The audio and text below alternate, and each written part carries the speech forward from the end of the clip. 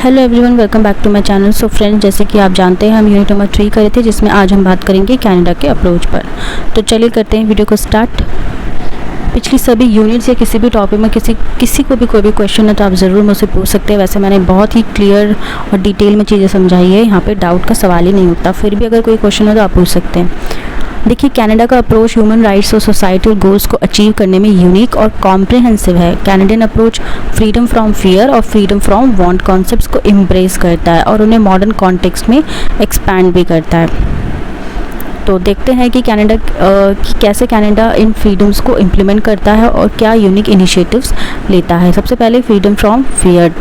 देखिए, कनाडा में freedom from fear का मतलब है लोगों को बिना किसी वॉयलेंस, ऑपरेशन या वॉर के डर के जीने देना। इसके की एस्पेक्ट्स है सिक्योरिटी। कनाडा अपनी फिजिकल सिक्योरिटी को टेररिज्म, वायलेंट क्राइम और डोमेस्टिक वायलेंस से प्रोटेक्ट करने के लिए स्ट्रॉन्ग मेजर्स अडॉप्ट करता है। इसके बाद आता है justice. Canadian legal system strong है और अनजस्ट परसिक्यूशन और आर्बिट्रेटरी अरेस्ट के खिलाफ प्रोटेक्ट करता है। Charter of rights and freedoms ensure करता है कि हर इंडिविजुअल को फेयर ट्रीटमेंट मिले।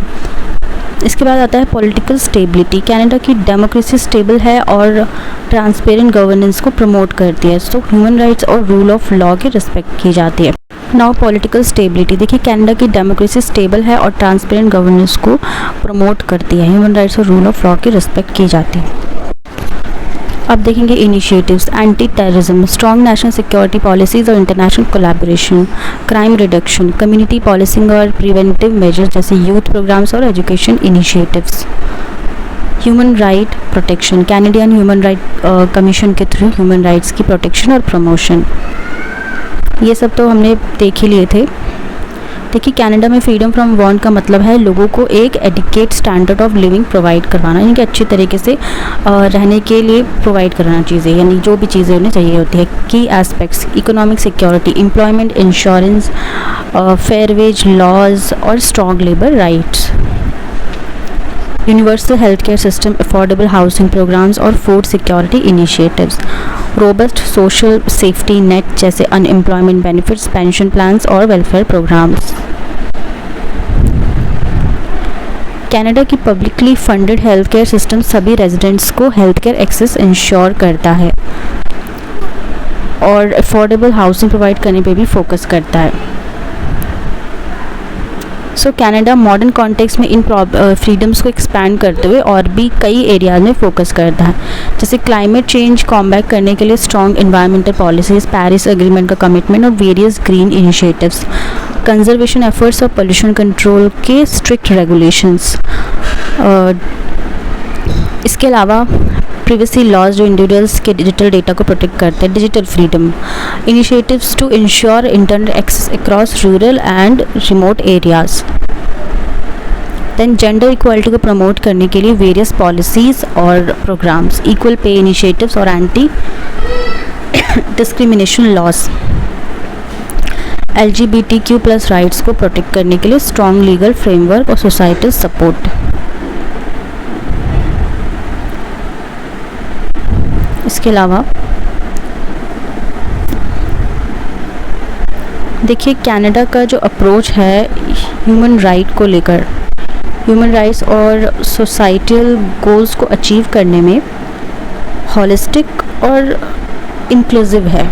फ्रीडम फ्रॉम फियर और फ्रीडम फ्रॉम वांट को इंश्योर करने के लिए कनाडा कॉम्प्रिहेंसिव पॉलिसी और इनिशिएटिव्स अडॉप्ट करता है जो उसके डाइवर्स पॉपुलेशन की नीड्स और वैल्यूज़ को रिफ्लेक्ट करते हैं। मॉडर्न चैलेंजेस को एड्रेस करने के लिए भी कनाडा प्रोएक्टिव स्टेप्स ले रहा है, इंश्योरिंग कि हर सिटीज़न को सिक्योर, फुलफिलिंग और डिग्निफाइड लाइफ मिल सके। Now limitation of an all encompassing human security. All encompassing human security approach का मतलब है लोगों और कम्युनिटीज़ की वेलबींग के वाइड रेंज ऑफ थ्रेट्स को एड्रेस करना, जिसमें economic, food, health, environmental, personal, community और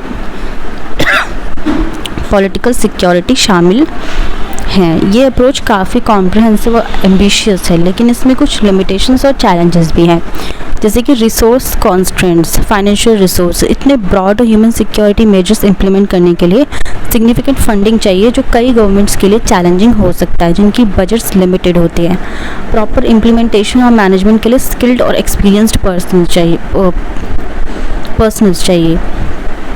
complex coordination, effective human security के लिए वेरियस गवर्नमेंट डिपार्टमेंट्स और एजेंसीज़ के बीच कोलैबोरेशन चाहिए, जो कॉम्प्लेक्स और चैलेंजिंग हो सकता है। बहुत से ह्यूमन सिक्योरिटी इश्यूज जैसे climate change, pandemic, international corporation demand करते हैं, जो डिफरेंट नेशनल इंटरेस्ट और पॉलिसीज़ के कारण मुश्किल हो सकता है। पॉलिटिकल विल, प्रायोरिटाइजेशन, गवर्नमेंट्स अपनी पॉलिटिकल एजेंडाज, इकोनॉमिक प्रेशर्स या इमीडिएट पब्लिक सपोर्ट की कमी के कारण ह्यूमन सिक्योरिटी इश्यूज़ को प्रायोरिटाइज कर सकते हैं। इसके अलावा पॉलिटिकल चेंजेस से प्रायोरिटीज़ और पॉलिसीज़ में शिफ्ट आते हैं, जो long term human security initiatives को डिसरप्ट कर सकते हैं। Now cultural and social barriers, कुछ कम्युनिटीज़ कल्चरल बिलीफ्स या गवर्नमेंट इंटरवेंशंस के डिस्ट्रस्ट के कारण ह्यूमन सिक्योरिटी मेजर्स को रेसिस्ट कर सकती हैं। Existing social inequalities human security measures के इक्विटेबल इम्प्लीमेंटेशन को हिंडर कर सकती हैं, जिससे एक्सेस और बेनिफिट्स में डिसपैरिटीज़ होती हैं। इसके अलावा इकोनॉमिक चैलेंजेस, इकोनॉमिक डाउनटर्न्स फंडिंग और रिसोर्सेज को लिमिट कर सकते हैं, जो ह्यूमन सिक्योरिटी इनिशिएटिव्स के लिए अवेलेबल हैं। इसके अलावा डीप रूटेड इकोनॉमिक इनइक्वालिटीज़ को एड्रेस करना स्ट्रक्चरल चेंजेस डिमांड करता है, जो इम्प्लीमेंट करना डिफ़िकल्ट हो सकता है और पावरफुल इंटरेस्ट ग्रुप से रेसिस्टेंस मिल सकती है। क्लाइमेट चेंज को एड्रेस करने के लिए लॉन्ग टर्म सस्टेन एफर्ट्स चाहिए, जो पॉलिटिकली और इकोनॉमिकली चैलेंजिंग हो सकता है। ग्लोबल हेल्थ क्राइसिस जैसे कोविड-19 पैंडेमिक हेल्थ सिस्टम्स की वल्नरेबिलिटीज़ को एक्सपोज करते हैं और स्विफ्ट कोऑर्डिनेटेड रिस्पॉन्स डिमांड करते हैं, जो अचीव करना मुश्किल हो सकता है। टेक्नोलॉजिकल और डिजिटल डिवाइड, डिजिटल फ्रीडम और सिक्योरिटी इंश्योर करना चैलेंजिंग हो सकता है due to disparities in access to technology और डिजिटल लिटरेसी। इसके अलावा इंडिविजुअल्स को साइबर थ्रेट्स से प्रोटेक्ट करना एडवांस टेक्नोलॉजी और एक्सपर्टीज़ डिमांड करता है, जो कॉस्टली और कॉन्टिन्यूसली इवॉल्विंग हो सकता है। Then legal and institutional challenges, human security protect करने के लिए लॉज एस्टैब्लिश और इन्फोर्स करना कॉम्प्लेक्स हो सकता है और ऑनगोइंग एडजस्टमेंट्स डिमांड करता है, जो कि इसमें ज़रूरी होता है।